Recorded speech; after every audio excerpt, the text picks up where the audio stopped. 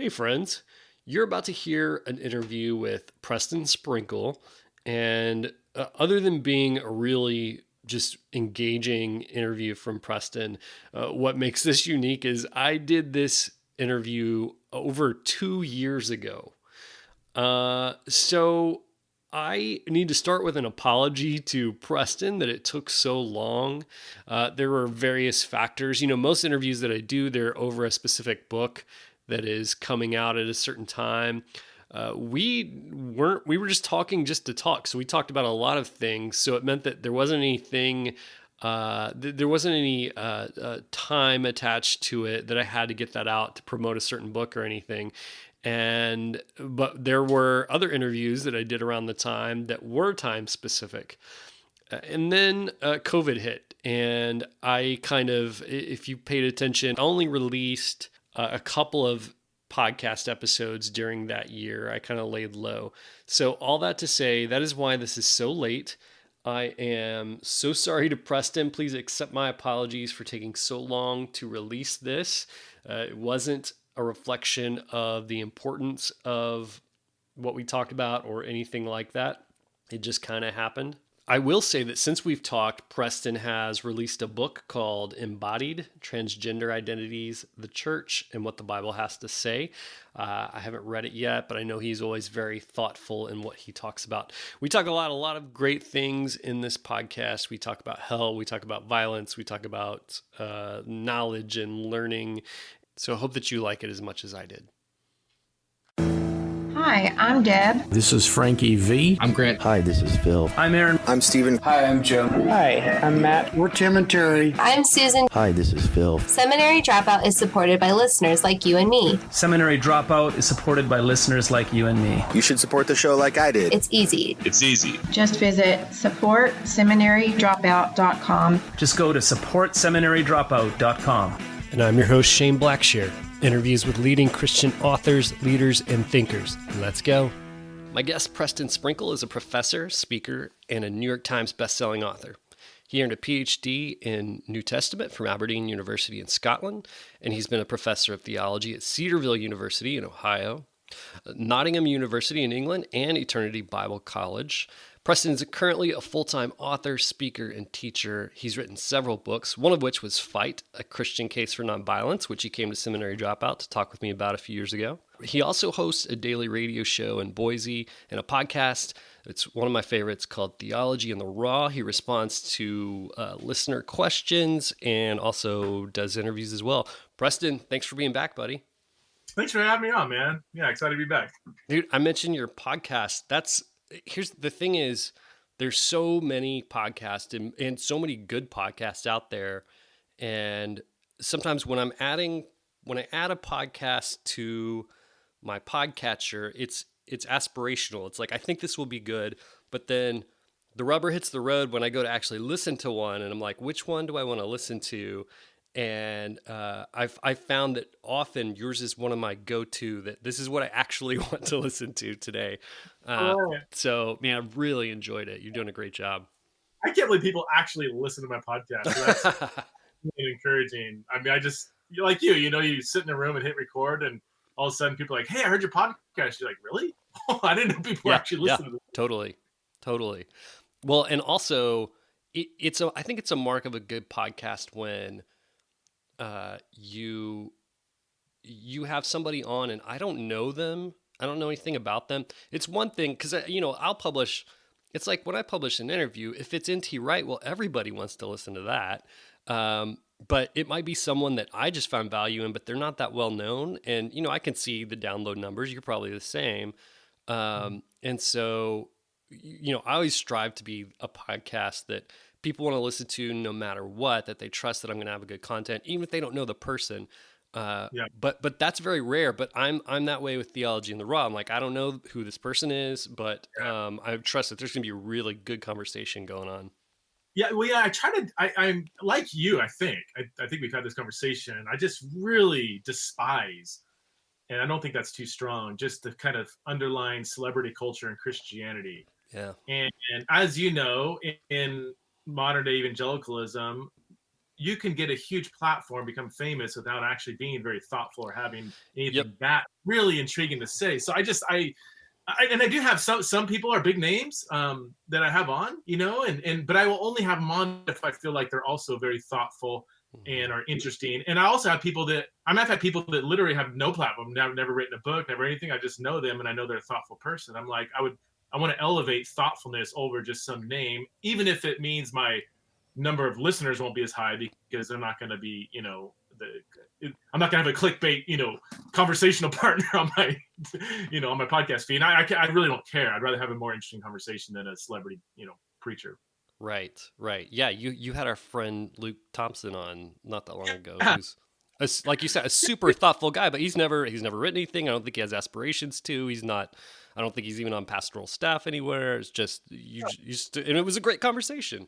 He's a stay-at-home dad that reads a lot of books and is incredibly brilliant. Right. I mean, really, I don't say that at all. I mean, that's just what he is. But he's like head and shoulders above most people I know with a platform in terms of how deep and honest he's thinking through complex issues. So shout out to Luke. I'm sure you'll probably listen to this. Right. Yeah. Well, I've been a stay-at-home dad too, and I'll tell you, it's not the path to stardom, is what you're saying.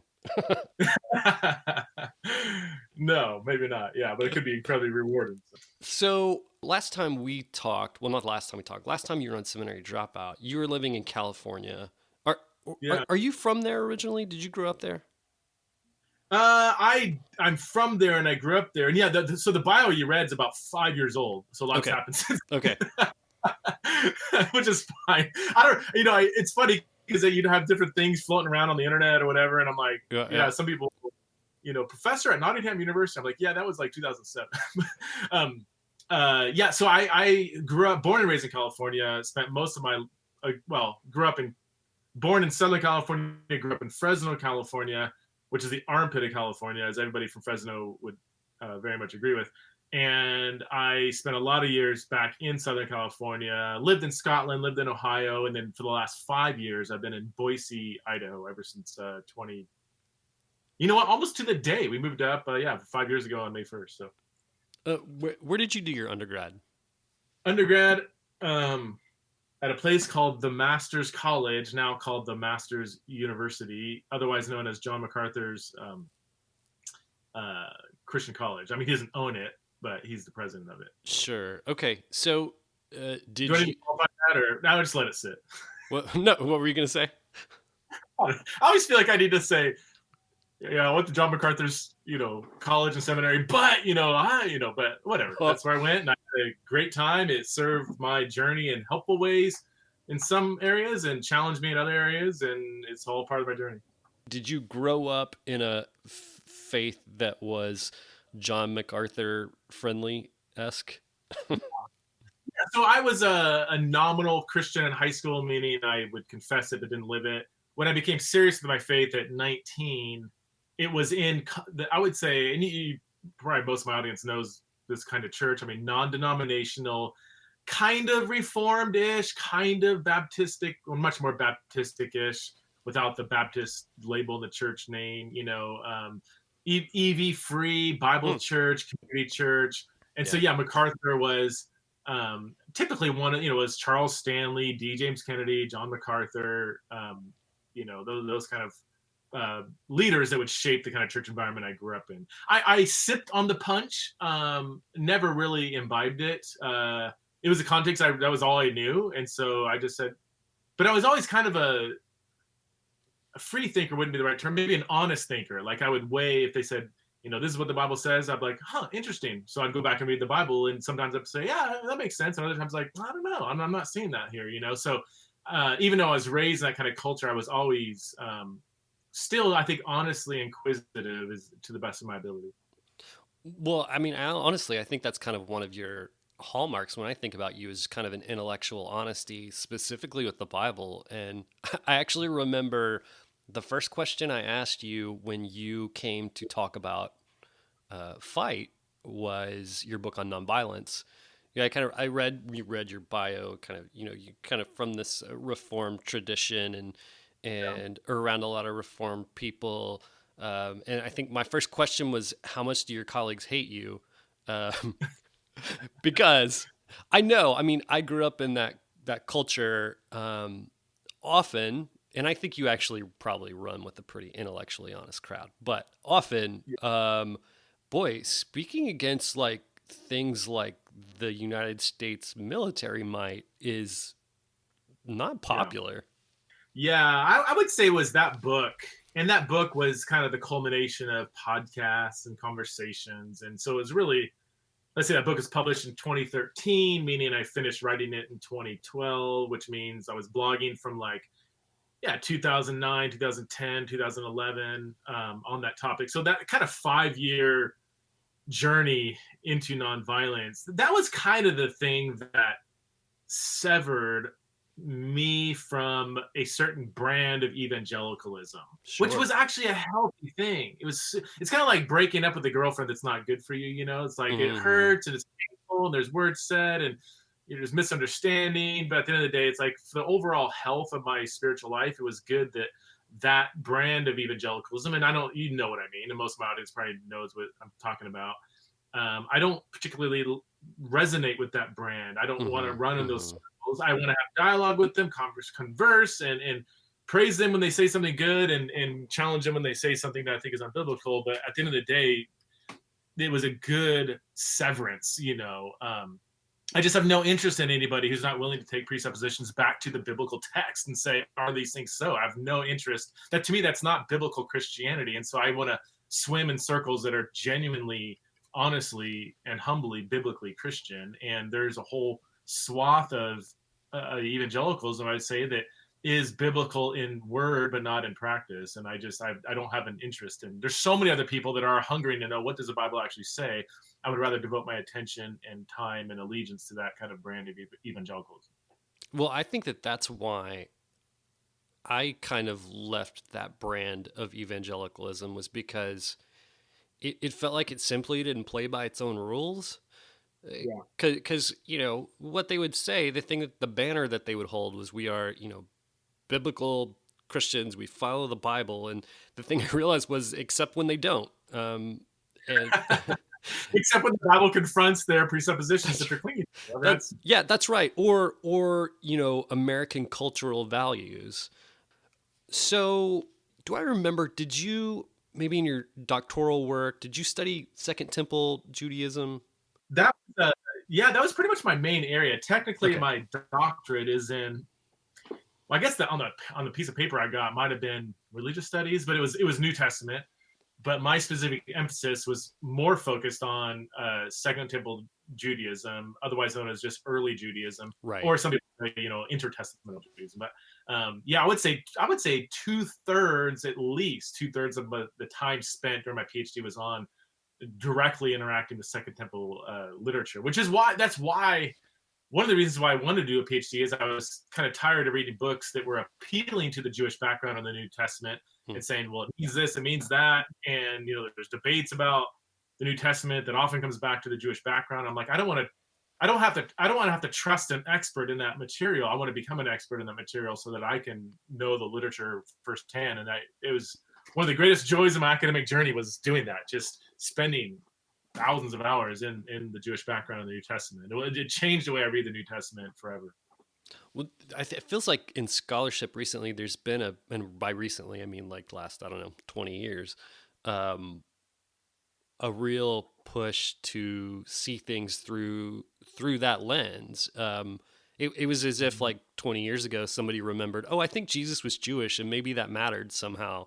Um, what Yeah. what do you think, like the average person in the pew, like what are they missing about Judaism that matters, that might change the way that we look at what we read in the Bible? God, I mean, there's so many things. Gosh, where do I start? Well, just the whole kind of revisiting of the Jewish background in the New Testament. It really started in the early 20th century, and it was a kind of a slow moving uh, kind of trajectory in scholarship, and it really started to blossom in like the 1970s. There was a scholar named E.P. Sanders who published a book Sure. on Paul Judaism, and it was just a groundbreaking book. It was a thing that birthed if you're familiar with the new perspective on Paul, Yeah. and that really was born out of this kind of going back to the actual Jewish material and seeing what does it actually say, and not kind of, well, I don't want to get too far down that rabbit hole. So yeah, some of the most fun, I think, oh man, where do I start? It's a modern tendency across the board, and this applies to those on the right, center, left, whatever. It's a modern tendency, or just a human tendency, to read an ancient text through your modern lens. And so even here, I mean, you know, right-leaning Christians in America are going to read Jesus as, you know, through an American kind of patriotic lens, and left-leaning people are going to read Jesus through some kind of like postmodern Western lens as well, you know. And so I think we have to be aware that no matter where we're coming from, we have a certain lens on that is going to fog up our interpretation of the first century Jewish Jesus. One of the big themes that we see once we appreciate the Jewish background is how religion and politics were so intertwined. To be a Jew in first century Palestine was wrapped up in politics. Now, I don't mean like partisanship. Like, when I say politics, don't think Republican, Democrat. I'm thinking, you know, political concerns about Rome's rule over Palestine. That's just saturated. You can't even understand a theological message in the New Testament without understanding how intertwined it is with politics. So that, you know, when the early Christians were saying things like, Jesus is Lord, this is Kurios, and you know that the backdrop of that is everybody saying no, Caesar is Kurios, and he's the one that brings peace and salvation and prosperity to the world, and you know, human flourish. You know, so the Christian message is just so bound up with I would say political protest in some ways, and you can't. It's until you understand the background, you'll just kind of gloss over that. Like you won't really see how politically confrontive the Christian message is until you understand the background. But once you understand it, it's not like it's buried beneath the text; it's just kind of there. You know, kind of like in just to give you an example, like the whole book of Philippians is profoundly political. Well, you understand it like the city of Philippi was a kind of retirement place for ex-military Roman citizens. And so the political fervor was just, you know, erupting in Philippi. And here you have these Christians who are saying the same language, like Jesus is Lord and our citizenship is in heaven, you know, and these aren't just abstract spiritual platitudes. I mean, they are, when Paul, especially in chapter 2 and 3, I mean, he is encouraging the Philippians to give their allegiance in such a way to Jesus that would be dangerous, physically, emotionally, financially, extremely dangerous, given the political climate of Philippi. And I don't, you know, after understanding that, it's like, this is what led me to say, is our Christian allegiance disruptive in American society? Are we giving our actual allegiance to Christ and not the state? You know, I mean, and there's so many other themes that spill out from that. But until patriotic people are nervous about our Christian proclamation, I don't know if we're actually embracing and promoting the Christian proclamation in a way that would resonate with the scandal of the New Testament. Oh man, that's so good. I wouldn't say I've gone back and forth, but I mean, there was a point in time where I was just really, you know, extreme about kind of that empire criticism and Christians shouldn't even vote and yada yada. Yeah.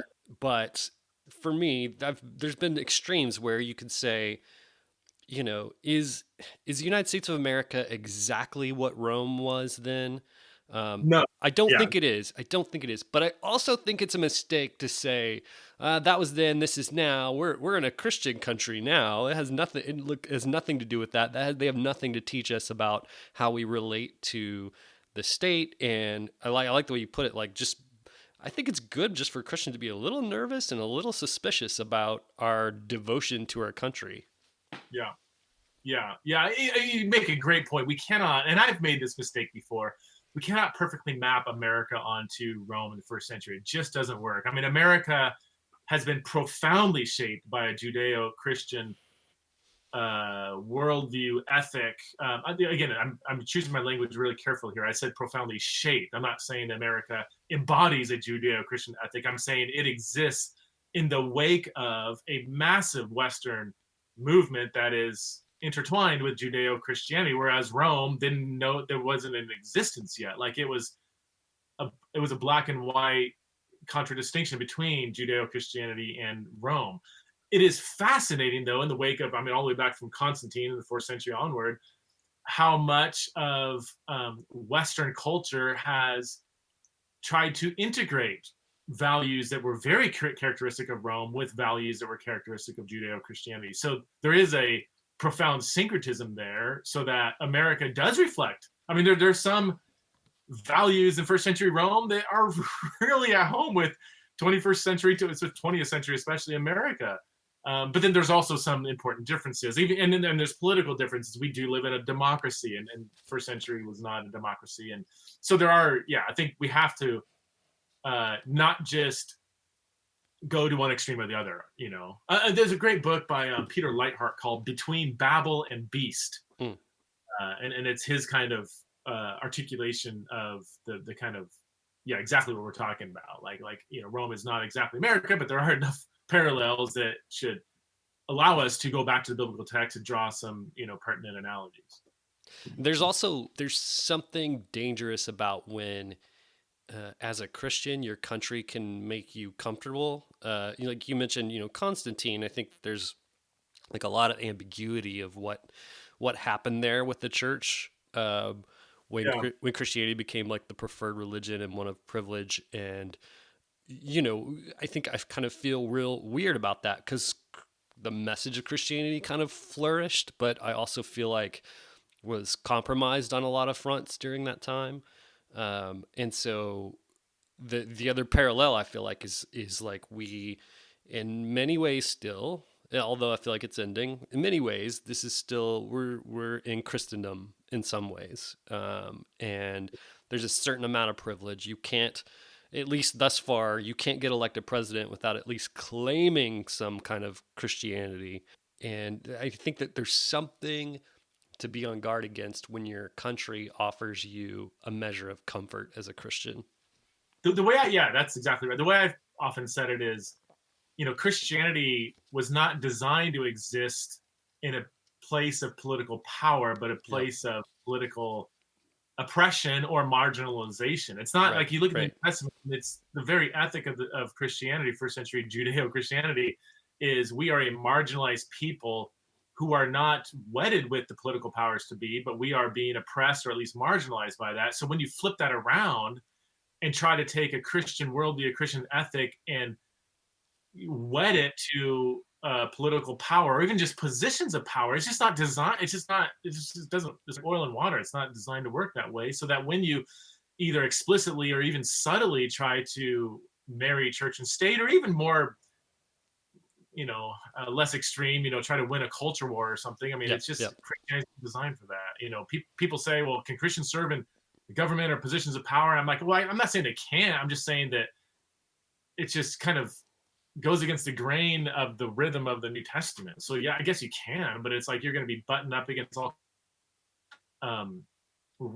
anti-rhythms, rhythms that just go against Christianity. And I would say we are, and here's where I have to, I don't know, the extreme left and right, politically speaking, always makes me nervous. But whereas in the 80s and even 90s, what you said is certainly true, that Christians held positions of power and so on, politically speaking. I do think that is definitely shifting pretty rapidly, especially, when it comes to questions like sexuality and gender. To actually publicly, you have pretty much the monopoly in Hollywood and the music industry almost exclusively that would be they wouldn't say they're opposed to Christianity, but they would certainly be opposed to any sort of historical or global form of Christianity. So that with, just little things like, Chris Pratt attends a Christian church and everybody's in outrage. Yeah, right. Yeah. What the heck? How can you? Like, wait, wait, are we not allowed to be like monotheistic in our, like, Right. if somebody at a synagogue or a mosque, are you going to protest that too because they have a traditional sexual ethic, or they believe that, it's like, it's just or even like, I remember, Bernie Sanders, who he's entertaining. I like some of the stuff I really like. Some of the stuff drives me crazy, but he's entertaining nonetheless. But I remember once he was out, he just could not believe that Christians would think that other people of other religions would go to hell. Like, that sounds so harsh. And people are like, well, that's kind of just a fundamental part of Christianity. Do we want to kick all Christians out of America? Like, are you not allowed to be a Christian in this country? Is that right? How is that fascist? Like, so I think that there is a public and growing and even pervasive outrage against anybody of influence. Yeah. There's a growing outrage in many circles, influential circles, against anybody that would embrace any kind of traditional Christian value, and I think that's. But so I will say that positively. I think that the separation between church and state, or genuine Christianity being no longer a position of power, but actually being a place of oppression. A lot of my conservative friends, bemoan that. I'm like, actually, this is when faith thrives the most. I mean, right. When it's like there's pressure from above to actually be a Christian, I think it can be a painful place. It can get you killed even. But I'm like, that's not necessarily a bad thing. This could be a really flourishing time for Christianity. Totally. I was just about to say all you were saying about the kind of negative Christian mindset in all these industries. You're exactly right. And there's a lot of, it's really hypocritical in there too, because a lot of these people will, rightfully stand up for Muslim folks and other religions, but those are also very exclusive religions. But my response is that the job of Christians then is not to get angry and outraged and try to gain power politically so that we can force people to feel a different way, because that always works, but to put our heads down and love our neighbors, to go next door and be friends with people and love them and lay our lives down for those around us. Yeah, that's exactly right. I mean, it's so tempting for anybody to respond in kind. And I would go so far to say some of the anti-Christian responses in the public sphere are really almost a backlash of being beat up by the moral majority. Absolutely. So it's like these extreme kind of, and I hate using left-right categories, but extreme left, extreme right, whatever, are just kind of mirroring each other. And it's like, well, we did the same thing back in the 80s, So what's the way forward is respond with radical enemy love, humility, to embrace our marginalized and oppressed position and continue to love our oppressors, and don't do what the kind of back and forth has been doing for millennia.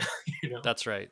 Yeah, I think the backlash against Christianity is a backlash against the privilege that Christians have held for so long and stewarded it so poorly and used it to do such damage in culture, that yes. And so, yeah, man, I just affirm everything you said there. Our job is to get busy loving people and turning the other cheek and, being like Jesus. Yeah, you got to break the cycle for sure. That's right. So another thing that you, in the last several years, have spent a lot of time talking about, writing about, is hell and annihilationism and conditional mortality.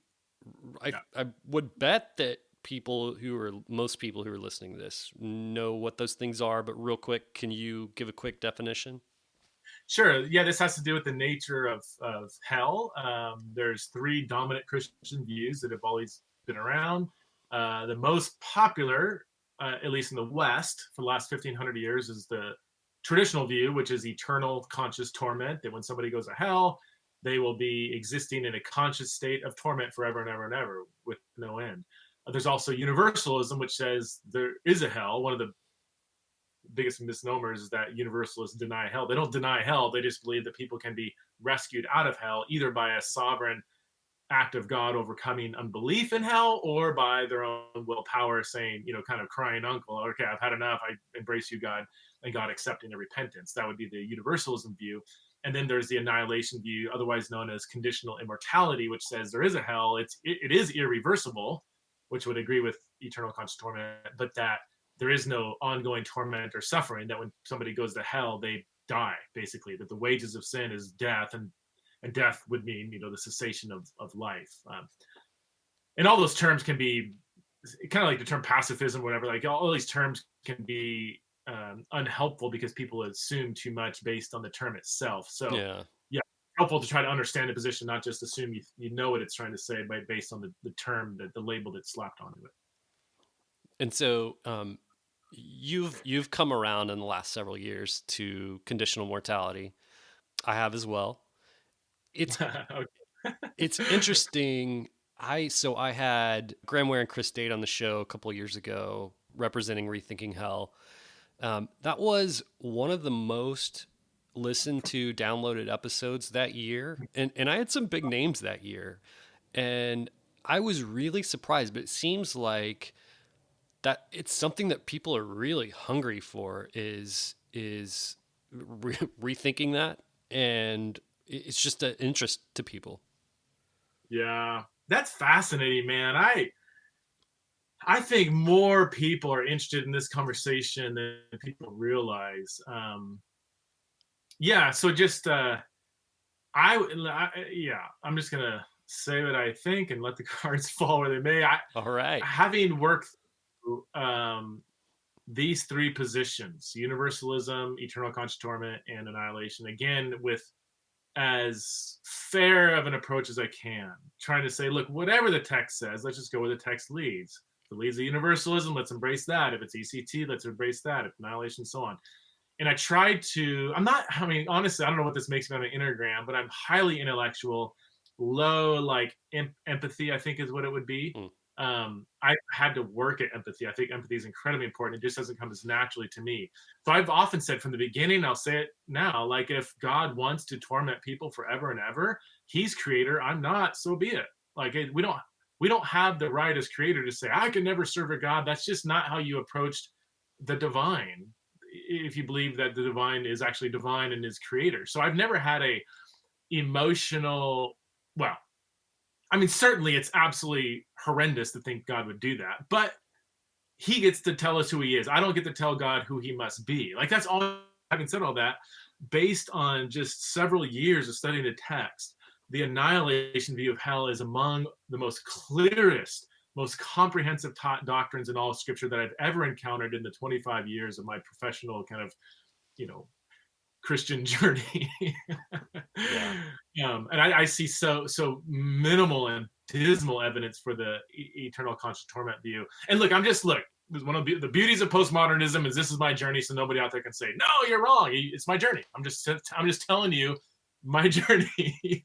And I just, having worked through all the what about this, what about that, in this passage and that passage, it's bizarre psychologically how more and more people haven't embraced annihilation if they've actually come at the text fairly. It's overwhelming, the biblical support for annihilation.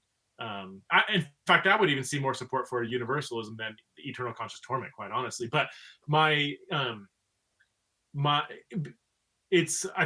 annihilation by definition rules out universalism.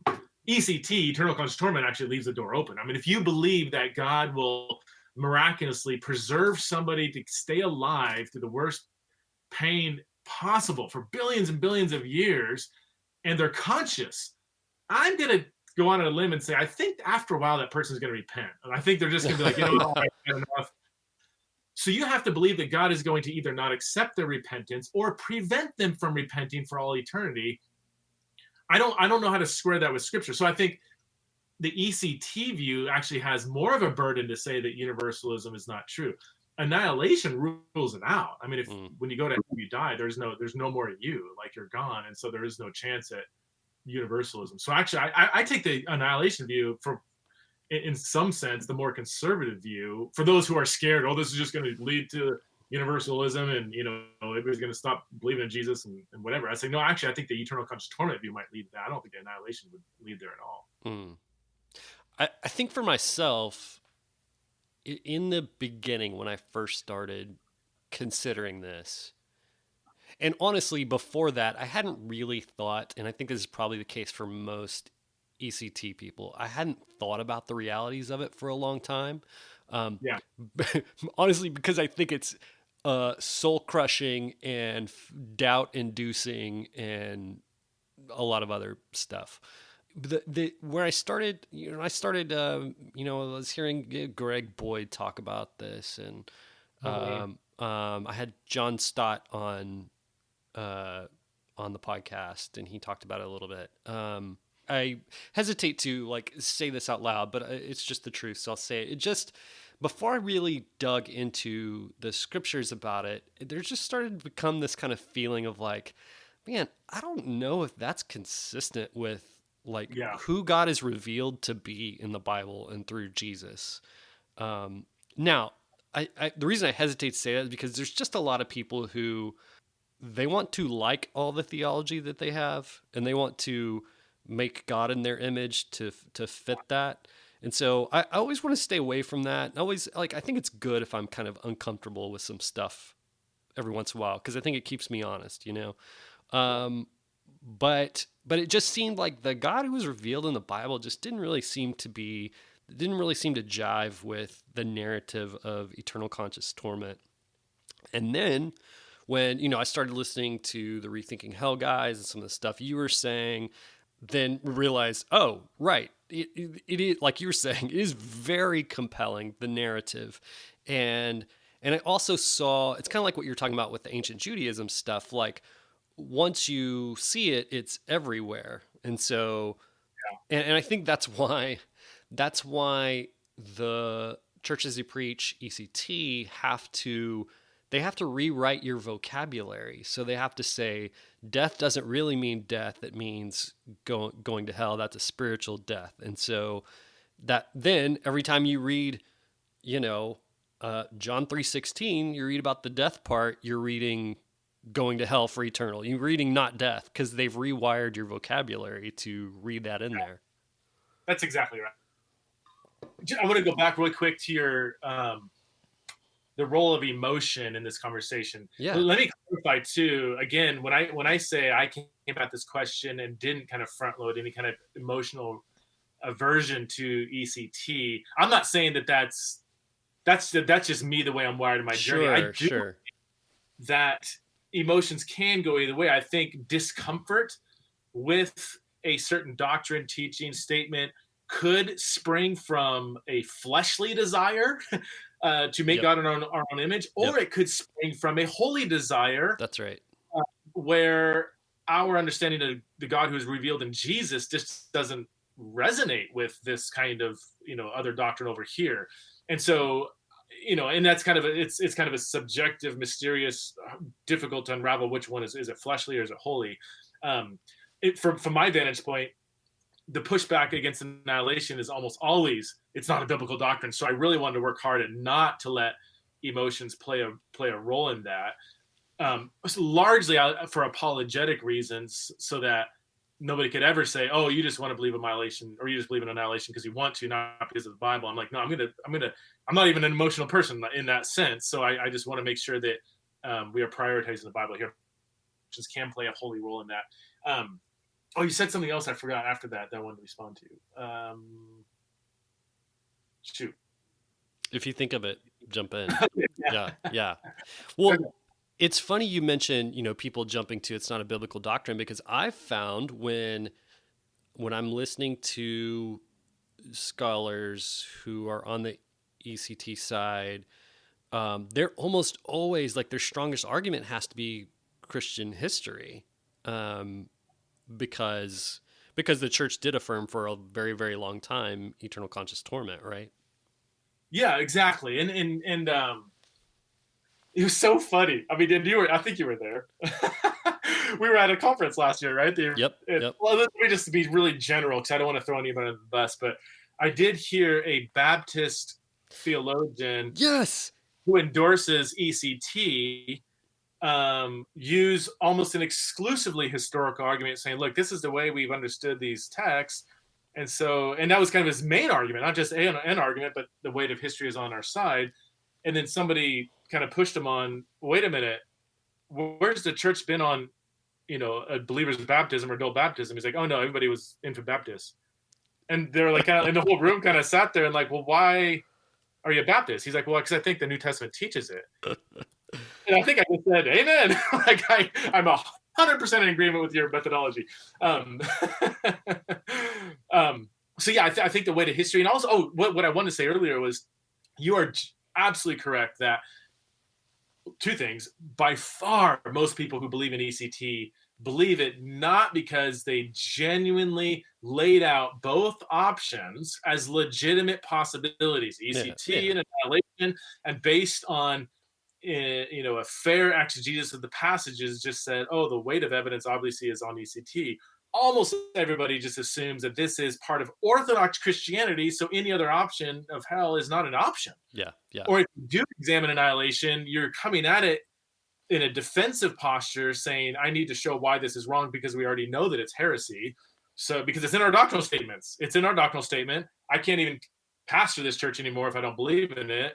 And lots of wise people formed this doctrinal statement before me, so it must be heresy. So few people, I would say a growing number are, but a few people in the past have really genuinely approached, ECT versus annihilation from a fair vantage point. Also, yes, our very categories of this whole discussion on hell and the afterlife and what does death mean have been so saturated by, the assumption that the ECT view is correct. The ECT view has provided us with the very language categories that most people operate within. At that Rethinking Hell conference you were talking about last year, there was a lot of talk of like, are the tides turning? Are more people coming to this conditional mortality perspective? And I think more are, but I'm doubtful that there's going to be a huge tide shift. And part of that is because as human beings, we're attracted to extremes. And so being seen as the extremes are ECT and universalism. And so I know so many people who went from ECT straight to universalism and really didn't even stop at conditional mortality. I know those aren't exactly like linear, one's in the middle and one's on the side, but they just straight up go straight to universalism without even considering any other possibility. You seen that? That's interesting. Oh yeah. Yeah, for sure. And I know, like, even for myself, there were years I didn't even know there was another option. I thought it was ECT and universalism. So something you bring up often on your podcast, Jonathan Haidt, The Righteous Mind. Ah, yes. My second Bible. It's funny. One of my good friends he actually lives with us here. He was, he was going to school and was bringing up The Righteous Mind a lot. And then I heard you talk about it. And so I listened to the audiobook about it. So real quick, give the briefest, it's a very large book. And just complicated, but give a brief rundown of like, what's The Righteous Mind about? Yeah, well, it is a very thoughtful he's a brilliant scholar, but it's a very readable book. I found, like, he's a very clear writer. Yeah, and he kind of, everything he says at the end of the chapter, he summarizes it, point 1, point 2. So it's a real, it's one of those books you read and you kind of walk away with a good handle on what he's saying. Basically, the subtitle, The Righteous Mind subtitle, is Why Good People Disagree on Politics and Religion. So anybody out there listening, which is probably 90% of you, who found yourself in the most frustrating conversation with somebody about some religious topic, some political topic, and they are just unwilling to budge no matter what kind of evidence you provide. They're so committed to their position, no matter the evidence, like, no, 2 + 2 = 5. You're like, no, like, look, I think it equals 4 and I'm showing you tons of evidence. And they're like, no, and this book will help you understand the psychology of what's going on in somebody when you're in those kind of conversations. That's kind of the practical payoff. But basically he shows, I would say proves, that 90% of what we believe is because we want to believe it. It's out of intuition. It's out of a desire to believe it, and only like 10% of our belief system is kind of rationalized after the fact. And Jonathan Haidt has a famous analogy of a little rider on top of a huge elephant. The rider on top of the elephant is our rational reasoning, our kind of cool reasoning, you know, and the elephant represents our intuition, our emotions, our desires. And the elephant's going to go where he wants to go. The rider can kind of tug his ear and pull him and maybe steer him a little bit. But at the end of the day, we are going to believe what we're going to believe out of a desire to believe it. So this is incredibly helpful when we're in conversations, dialogues, or debates, when we're trying to persuade people to believe away from erroneous belief and towards truth. We often just target the rider, rational reasoning, you know, argument after argument. And he's like, that's just not, it's rarely is that effective. You need to speak to the elephant, which means you need to go show honor to the person. You need to show points of agreement. You know, if you think Donald Trump is Satan incarnate, and your uncle thinks Donald Trump is the Messiah, if you just yell and scream and get angry and demean that person and call him a racist and a Nazi and, you know, baby killer, or, you know, killing people at the border, whatever, that's not going to go anywhere. You need to, as hard as it may be, you know, find points of resonance. Say, you know what, Uncle Bob, like, you obviously have thought through this a lot, and I totally see where you're coming from. I mean, Donald Trump, you know, I could see where, you know, he's done a lot of good things, and then this may make you cringe even doing this, but seriously, but if you don't show honor to the person, their walls are just going to be up. If they feel like they've been, the number one thing is, does the other person feel like you actually are trying to understand where they're coming from? What if they simply sense that the walls are starting to drop on them being able to even listen to what you're saying? If you don't show them honor, if you don't genuinely try to listen to them, affirm, you know, not everything the person is saying is evil, and not everything Donald Trump does is evil. Like, you can think he's the worst president ever, but even the worst human, you know, even Hitler ate vegetables and was a vegetarian. I mean, that's eating vegetables, you know, it's like, and you have to find those points of agreement. Anyway, I can go on and on and on, but I have like, I mean, in the margins of my book, this should be required reading for anybody going to the ministry, because so much of what you do as a pastor, as a leader, or just as a Christian thinker, is living with and interacting with people that need to be persuaded towards the truth. And we can't just do that through rational reasoning or getting angry or demeaning the other person. I will say it's almost depressing to a point. I mean, there's almost like a fatalistic edge to it of like, you think because that's the thing is he's, you know, he knows the type of person who's going to read that book. And it's like, we all know, like we all picture certain people or types of people when he's talking about that. But he also doesn't let the reader off the hook. It's like, you think you believe the stuff you believe for good reason, but you really don't. You're really also the little rider on the elephant. What's fascinating is his own story.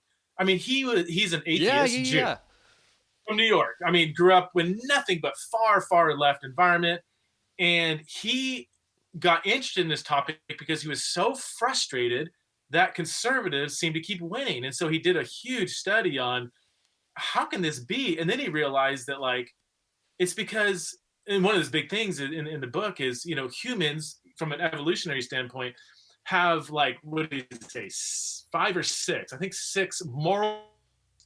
One is like harm and care, you know, one is like submission and authority, or, you know, these kind of paradigms. And he says liberals only touch on one of those, maybe 2. Right. That's harm.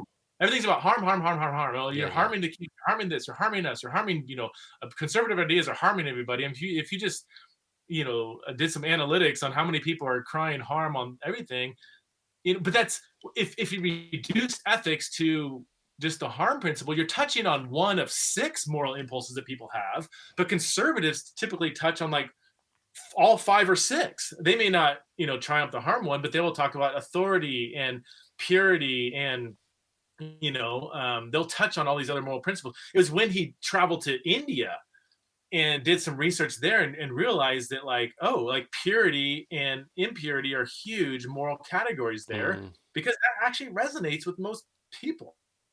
Like that's not abnormal, and authority and submission and honor shame type stuff. And so he's actually more of a centrist now politically, but his whole motivation was to try to help the left win because they were Right, not right. Yeah, yeah. didn't even understand the kind of conservative mindset. And he had to kind of understand that to realize how we can better push more of a left agenda. At least that was his motivation at the beginning. Now, have you read his last book, The Coddling of the American Mind? So good. So good. So I love So I haven't read it yet, but I heard his interview on Sam Harris's podcast where I feel like, okay, I get the gist of it. Like he impacted enough. And so my understanding is it kind of deals with all the controversy over like trigger warnings in universities, and basically the idea of staying away from, running from things that feel threatening.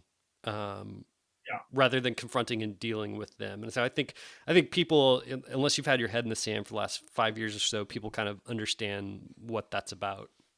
Yeah. It's I would say it's, to my mind, the most important book of 2018. Wow. Just because it's for on so many levels. I mean, for a big focus of that book is why have we seen such a massive shift on university campuses since 2014? Like you can almost to the month. Yeah. This massive rise in anxiety, depression, suicide ideation, people, frantic about being, killed and raped and all these things, even though like in almost every metric, we live in the most safest, secure society that the history of humanity has ever seen. Why is there such an exponential increase in fear and over concern for safetyism? Not against, and they make a big distinction between. There's a difference between somebody being physically or emotionally or verbally bullied. That's bad. Right. Yeah. Versus somebody presenting persuasively an idea you don't agree with. Right. Like what if he says there's a difference between making fun of somebody, demeaning them, versus having somebody on your college campus that's giving an hour-long persuasive speech on why Trump is the best president ever. Yeah. If that kind of speech triggers you and sends you into sort of traumatic spaces, then there's some deeper fundamental issues going on. You should be able to live in a society where you can hear not demeaning rhetoric, but somebody presenting a case for something that you aggressively oppose. How do you address that? You provide better evidence. You have the dialogue. But he says that college campuses, a lot of them are just, unable to do that. And he says that is setting ourselves up for a generation of absolute failure. And then their whole point is how good intentions are actually harming people. Like the sort of coddling of the student's mind is actually going to drastically cause way more harm in the future, which is why we see a huge rise in anxiety, depression, loneliness, and suicide ideation because of the coddling that's happened. And they compare it to things like our immune system. Like if you coddle your immune system and don't expose it to certain stressors or whatever, your immune system gets incredibly weak. Your body, if you coddle your body and don't expose it to stressors, it's actually really unhealthy. And this comes from another public scholar, Nassim Taleb, who wrote a book called Anti-Fragility. Brilliant book. That's a really hard book to read, but the whole principle is that we are designed to get stronger and better, not when we're bullied, okay, but when we face adversity, an idea, even just physical opposition in terms of like lifting weights, and we're actually doing long-term damage when we overly coddle people. And safe spaces can be some of those dangerous, harmful things we can do to people in college, quite honestly. I remember also he talks about like the part of this has come about, and like you said, you can almost pinpoint the date is because we started raising children in a certain way at a certain time, and how he thinks it's really important for kids to have space where there's not an adult immediately there, so that when there's conflict that arises, that they among themselves have to work that out. And that makes so much sense to me, that we as parents, we just want to immediately like rescue our kids from any kind of adversity or problems that might arise, and they never learn from themselves how to work anything out. Yeah, absolutely. Yeah, that's been one of the most. Yeah, that book has been hugely influential in my parenting because it makes total sense, but I found myself erring on the side of being overly safe, or I see kids in conflict, or even like, if our kids are like, somebody teases them at school, or even a teacher, is kind of unjust or does something like, these are actually good. Like, we don't want to coddle them from all kinds of like challenges in life. Now, again, bullying is bad, or even, they trace the whole culture of safetyism back to the 1980s. And he says, look, it's good that we have bike helmets now. It's good that we have seatbelt laws. Like, there are certain aspects of safety, safetyism, as they call it, that are good, that are helping against physical harm. But not letting your kids walk to the store by themselves for fear of getting kidnapped. He's like, look, by not letting our kids venture out in life and learning life on their own, that is actually going to produce much more long-term harm. We live in, again, this safe, just statistically, the safest society that the world has ever seen.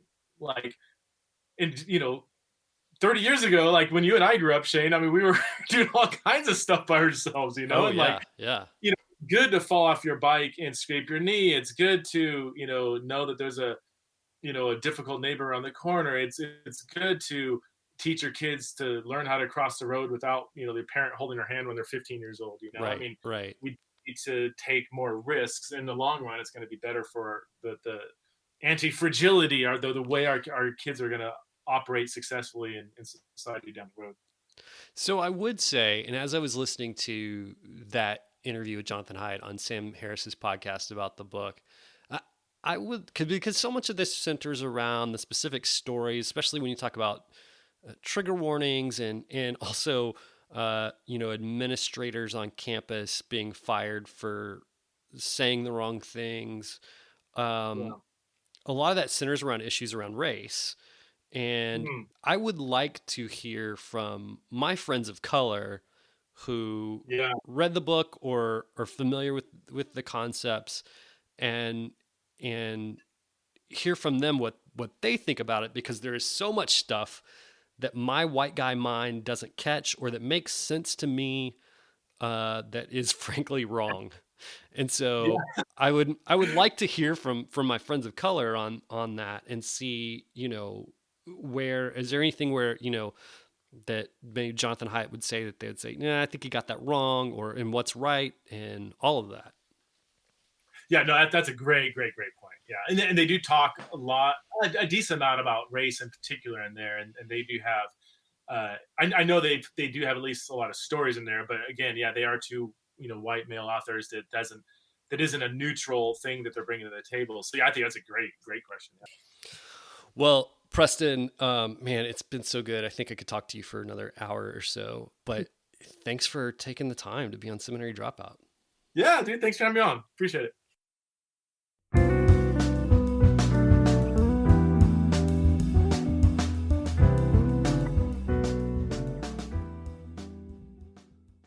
Thanks for joining me for another episode of Seminary Dropout. Remember, you can find all the show notes for this show and all shows at shaneblackshear.com.